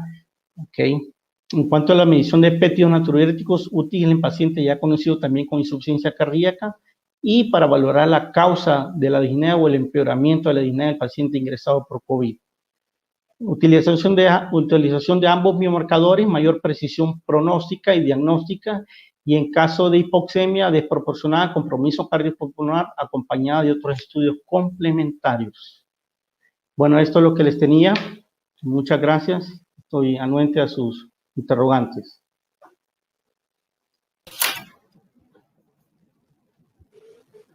Agradecemos, doctor Barrientos, por el excelente desarrollo del tema sobre biomarcadores cardíacos y la infección por SARS-CoV-2. Es el momento de que todos los asistentes podamos hacer cada uno nuestras preguntas por escrito y enviarlos al chat para enriquecer la discusión del tema que el doctor Barrientos ha expuesto en este momento. Bueno, quisiera preguntarle, doctor Barrientos, cuando tenemos un paciente con una enfermedad cardiovascular preexistente y se encuentra infectado por SARS-CoV-2, ¿qué sugerencia usted nos podría dar con respecto a la evaluación integral del paciente y con respecto a la elevación específicamente de los biomarcadores cardíacos? Sí, muy interesante pregunta, doctora. Pues sabemos que este tipo de pacientes van a tener peor desenlace clínico. Claro, ¿en quiénes más? Bueno, el paciente, por ejemplo, que ha tenido un infarto, tiene falla cardíaca, o incluso, como vimos en la serie de la OMS, ¿no? Casi 6% de los pacientes hipertensos pueden ser desenlace fatal. Pues es la monitorización, ¿no? Y la estratificación del paciente, ¿no? Tal como se mostró previamente en las diapositivas, hay que estratificar al paciente y si es un paciente, por ejemplo, en la fase 2 de la enfermedad, ¿no? Que llega con disnea, dificultad respiratoria, o es un paciente que ya tiene enfermedad cardíaca previa, ¿verdad? Pues es muy útil la utilización de biomarcadores, ¿no? En este caso, si ya tenía falla cardíaca, pues hacer una medición al inicio del ProNP, ¿verdad? Y darle un seguimiento, ¿no? Porque sí sabemos de que, porque a veces puede haber afectación mixta, ¿no? Puede ser una o solo una.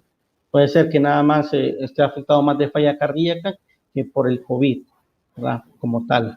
Entonces, la orientación es darle seguimiento a los biomarcadores, ¿no? Cuando tenga que ser necesario. Muy bien, doctor.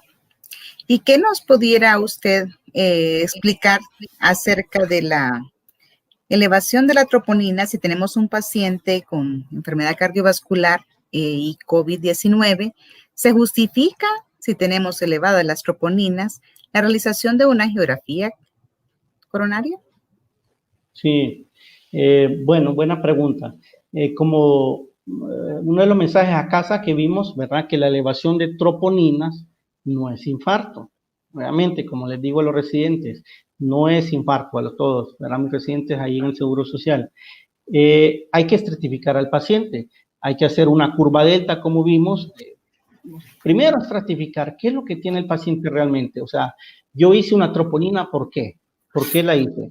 Porque la hice porque el paciente nada más para estratificarlo, porque yo sé que tiene neumonía por COVID y tiene hipoxemia, entonces como la norma dice, tengo que estratificarlo y voy a hacer unas troponinas, ¿verdad? Y probablemente un electro, pero no vi cambios, pero vi troponinas elevadas.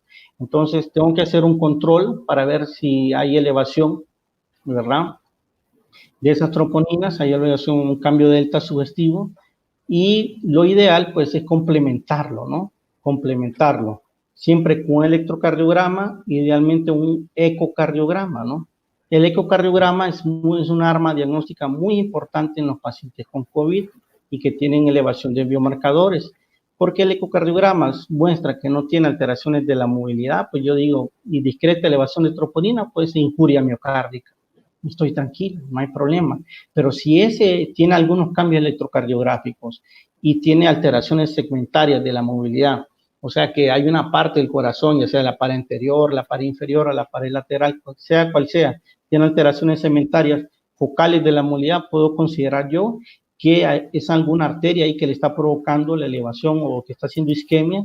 Ahí sí yo podría considerar hacer un manejo invasivo y pensar que el paciente está cursando también con un síndrome coronario. Muy bien, doctor. Tenemos otra pregunta y es acerca de los pacientes que ya tienen afectación miocárdica. En este caso, digamos, pacientes que tengan una miocarditis por afectación directa del virus SARS-CoV-2 directamente al miocardio. ¿Cuántos de estos pacientes en su práctica diaria usted puede evaluar? ¿Y qué tan frecuente es que estos pacientes sean ingresados y manejados en una unidad de cuidados intensivos? Bueno, la miocarditis se ha descrito que está más o menos descrita, es una enfermedad realmente subdiagnosticada, ¿verdad? Para decirlo, ¿no? Es un contexto cardíaco muy subdiagnosticado, porque ¿cuántos de nuestros pacientes con COVID de repente sufren descompensación hemodinámica o generan más hipoxemia? Y al menos en nuestro medio a veces no reciben a veces una evaluación cardiovascular apropiada, ¿no? De manera multifactorial. Entonces se ha escrito que la miocarditis puede llegar hasta el 22% de los pacientes que se encuentran en UCI, ¿verdad? Este tipo de paciente habitualmente es un paciente que puede desarrollar una falla cardíaca aguda, que el arma diagnóstica en nuestro medio sería pues, la realización de un ecocardiograma, ¿verdad? Bueno, claro, el aporte de los biomarcadores, que hay una elevación habitualmente abrupta de la creatinina, de las troponinas, elevación abrupta de las troponinas, y un ecocardiograma que habitualmente pues, nos revela alteraciones generalizadas de la movilidad, con a veces engrosamiento miocárdico, ¿no? Por la presencia de edema, ¿verdad? En mi práctica diaria, pues, soy sincero, no he tenido ni un caso, ¿verdad? O que se me haya interconsultado por el servicio de medicina crítica para evaluar un paciente con miocarditis. He tenido más que todo pacientes con síndromes coronarios, ¿no? Entiendo, doctor. Y, por ejemplo, si tuviéramos un paciente infectado por SARS-CoV-2, que sea un paciente adulto, que presente un cuadro asintomático, ¿tendría valor realizarle biomarcadores miocardíacos a este paciente? No, en estos pacientes no. Incluso, pues, hay una difusión de información, ¿no? De que no hay que utilizarlos de manera rutinaria, ¿no? En este tipo de paciente es clave, buena pregunta, no hay que hacerlo, ¿no? No hay que hacerlo de manera rutinaria. Asintomático, enfermedad, no tiene razón, ¿no? Ok. Podría solicitar otro tipo de biomarcadores de inflamación, ¿verdad? PCR, ¿verdad? Si ustedes quieren, ¿verdad? Pero biomarcador cardíaco no está justificado realmente. Perfecto. Ok, dentro de las otras preguntas que tenemos, dice una, ¿cómo se puede distinguir la curva de troponinas en la injuria miocárdica con respecto a un infarto? Y una segunda pregunta, y también, que creo que usted ya la había contestado, ¿está justificado el screening con ecocardiograma a los pacientes que tengan elevación de troponinas? Sí, la primera pregunta, bueno, injuria miocárdica se define como elevación de troponinas con cambio delta, ¿ok? O sea, que hay elevación, se comporta como si fuera un infarto. Entonces, ¿qué significa eso? Ejemplo, ¿verdad? Que el paciente de repente está con infección. Vamos a poner ejemplo porque se me hace más fácil, ¿no? Explicarlo. Tengo un paciente ingresado en sala de cuidados intermedios con COVID, ¿verdad? Y no sé, tiene neumonía, hipoxemia, ¿no? No está en ventilación mecánica, todavía está con mascarilla reservorio, supongamos, o mascarilla alto flujo. Y yo para estratificar al paciente, pues, ¿verdad? Porque fue el día que se puso mal. Le voy a solicitar troponinas de alta sensibilidad y veo que pues el valor de corte, al menos en el Seguro Social, que es el laboratorio Roche, salió en 20, ¿no? Está elevado un poquito. Le hago el control a las 3 horas y subió a 50. Entonces, ahí hay un cambio delta, aumentó más del 50, 20%. Entonces, ¿qué es lo que tengo que hacer? Esto es injuria miocárdica todavía, porque si yo le hago un electro y el electro no tiene cambios isquémicos, ¿verdad? Entonces, ahí es donde yo, pues, existe también. Contestamos la siguiente pregunta. ¿Es válido a ese paciente hacerle un ecocardiograma? Hacerle un ecocardiograma. Entonces, vemos el ecocardiograma, no tiene alteraciones de la movilidad, FEBI normal. Entonces, ahí hasta ese momento es injuria miocárdica. Claro, si ese paciente tiene alto riesgo, ojo, ese paciente el que tiene alto riesgo de complicarse, ¿no? De desarrollar más falla cardíaca, síndromes coronarios. Entonces, sí es un paciente que se tiene que curviar, hacer la curva de troponinas. Quiere decir que al día siguiente tengo que seguirle evaluando las troponinas hasta ver hasta cuándo hace pico. Y si el paciente se deteriora nuevamente al segundo o tercer día, pues volverle a hacer un eco, volver a evaluarlo, ¿no? A través de un estudio de imagen. Electrocardiográficamente también.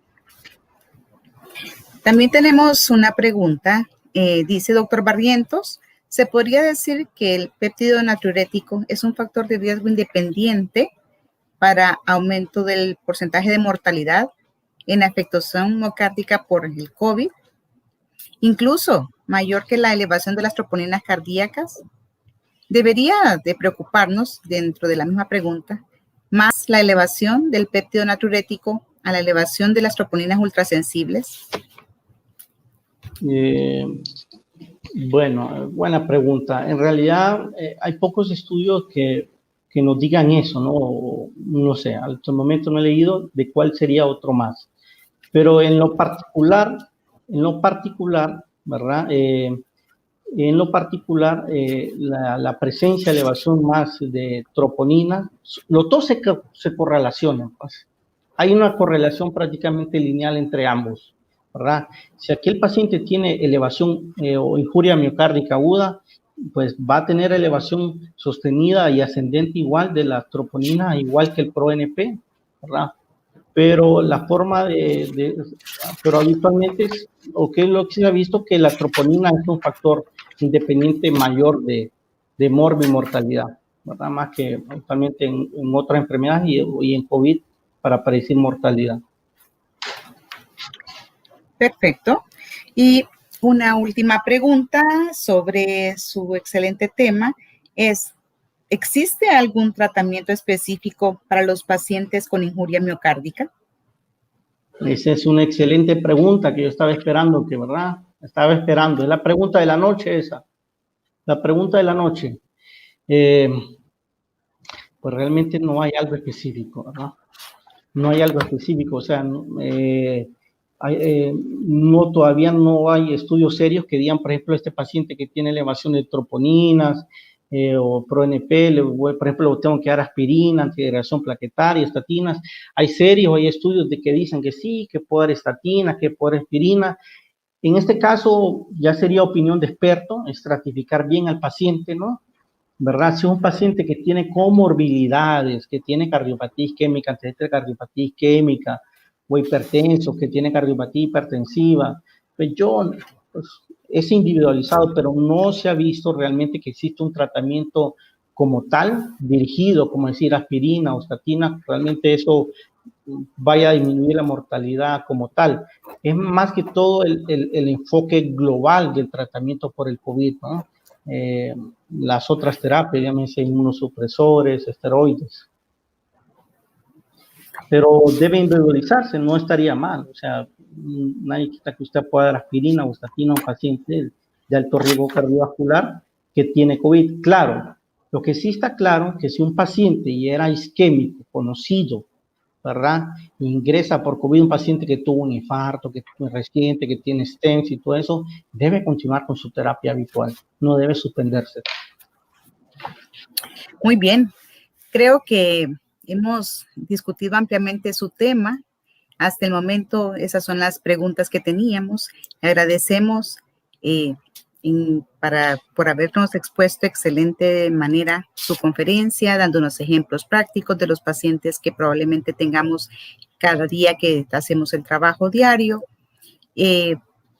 Muchísimas gracias, doctor. Bueno, a usted, buenas noches.